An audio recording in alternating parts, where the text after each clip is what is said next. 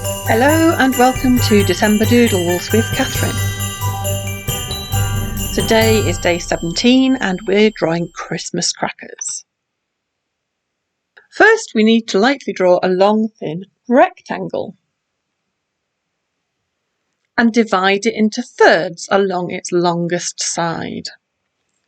Then we're going to divide each end in two, like this.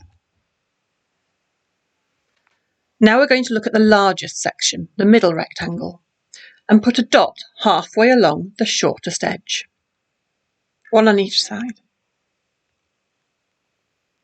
Now using a nice straight line, join the dots to these corners here, like this, so it'll make a triangle shape. Next we need to rub out these guidelines and draw over any lines we want to make darker. Ta-da! It's time to decorate your Christmas cracker.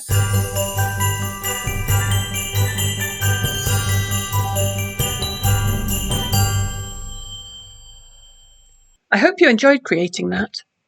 Keep your pictures safe so you can come back to them later on in December Doodles. Bye for now.